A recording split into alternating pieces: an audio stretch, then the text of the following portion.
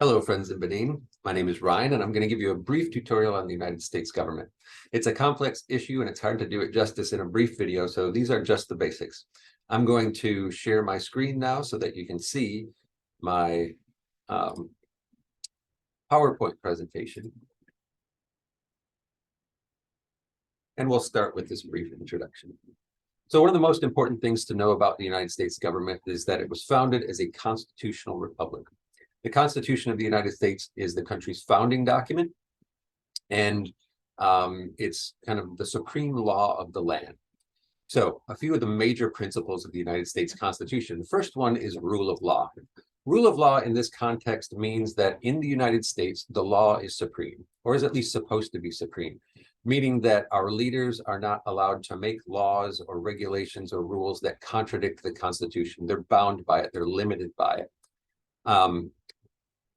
Likewise, our leaders are supposed to be subject to the law. And so if our leaders break the law, then they are supposed to be punished like anyone else would. So rule of law is very important as a concept for the Constitution of the United States. Second is this idea of separation of powers, checks and balances. So we have three branches of government at the national level, and I'll talk more in detail about those in a moment. But we have the legislative, executive, and judicial. And the idea is that power is separated amongst these branches. They have different roles and responsibilities, and they are given some power over each other. And the idea there is to make sure that none of those branches become too powerful. So there are ways that Congress can limit the president, and there are ways that the president can limit the judiciary, and the ways that the judiciary can limit the Congress, and so on and so forth, in this series of kind of interlocking checks to keep each other from getting too powerful. Third principle of the Constitution is representative republicanism. The basic idea here is that we are a republic, and that means that we are ruled by elected leaders.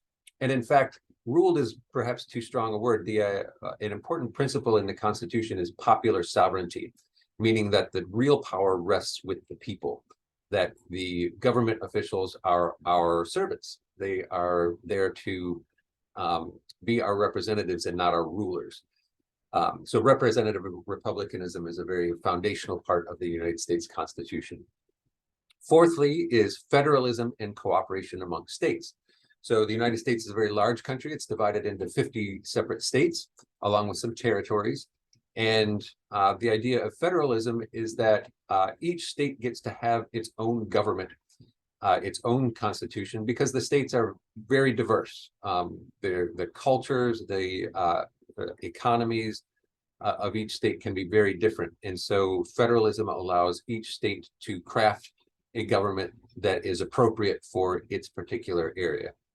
Now, the state governments have some separate powers of their own that the national government does not have, and the national government has some powers that the states do not have, and vice versa.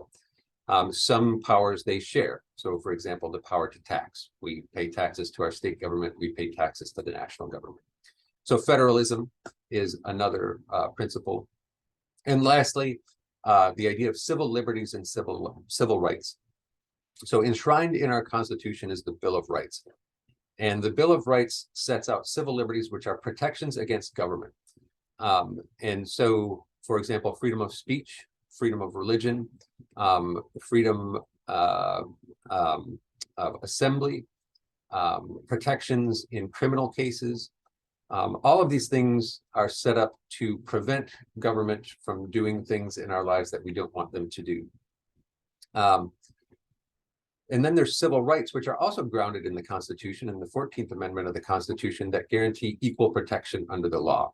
And these tend to be protections against discrimination of various kinds. So those are the basic principles. Now, the United States is not a perfect country, and our government is not perfect. And so none of these are perfect. So are there times when the rulers are doing things outside of the rule of law? Certainly. Are there times when one branch gets too powerful?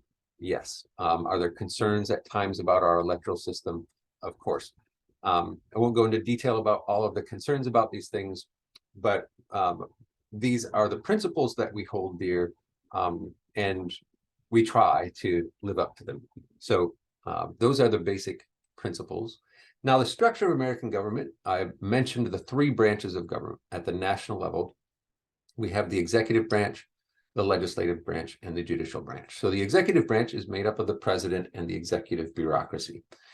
The legislative branch is made up of Congress, and the judicial branch is made up of the federal courts. The Supreme Court is at the top of the federal court system. Now, there are a variety of powers and responsibilities, but the most basic way to think about it is that the legislative branch, Congress, makes the law.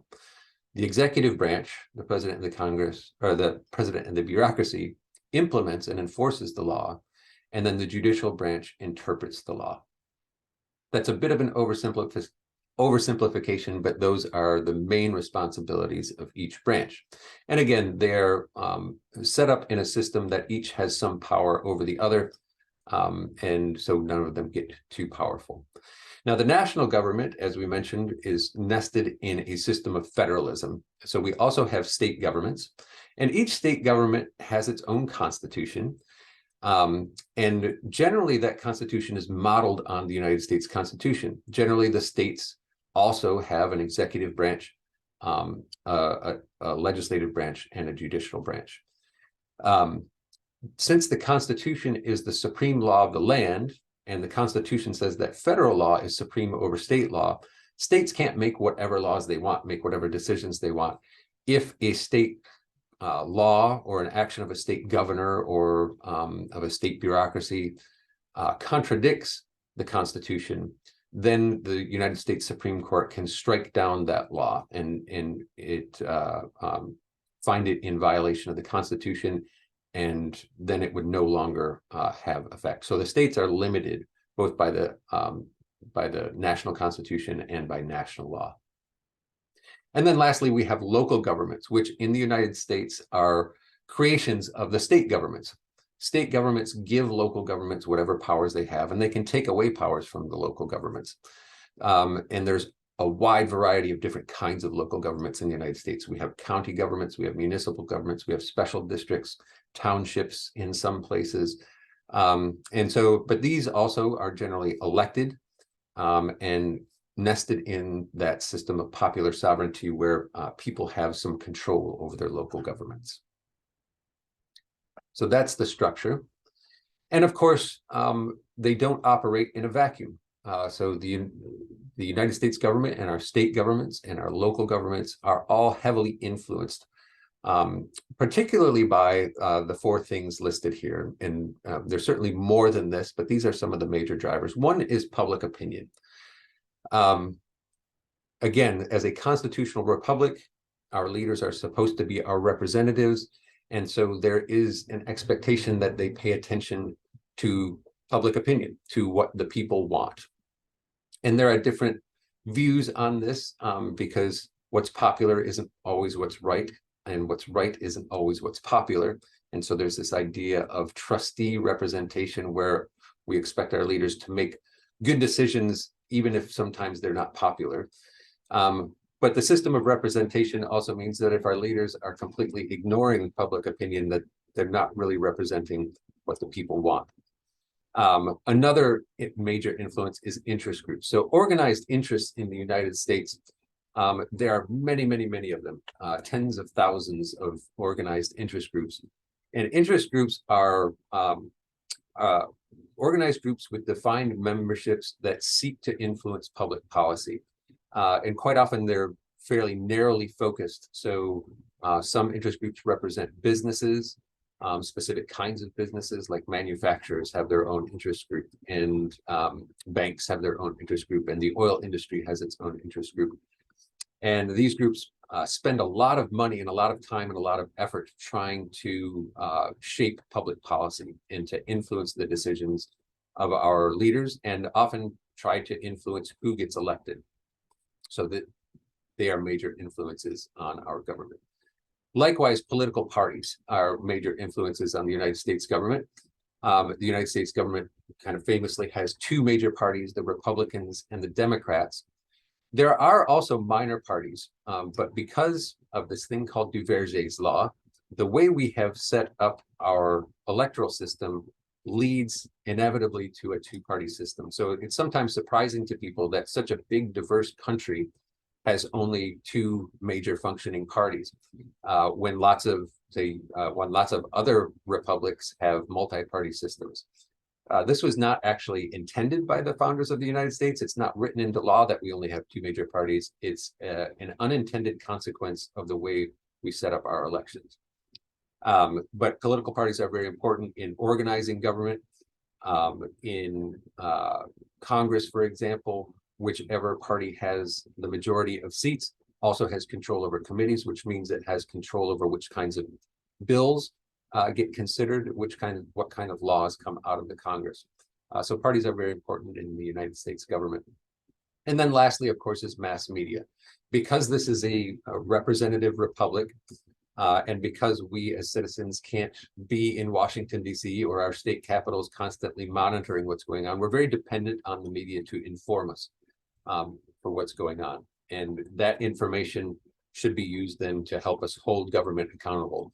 The free press is a very important concept in the United States Constitution, and that is because a free press is important for informing us when our government is not living up to our expectations, or informing us when they are. So we know when to reward the people in power with continued re-election, or we know when to find somebody else and vote against the people who are currently in power.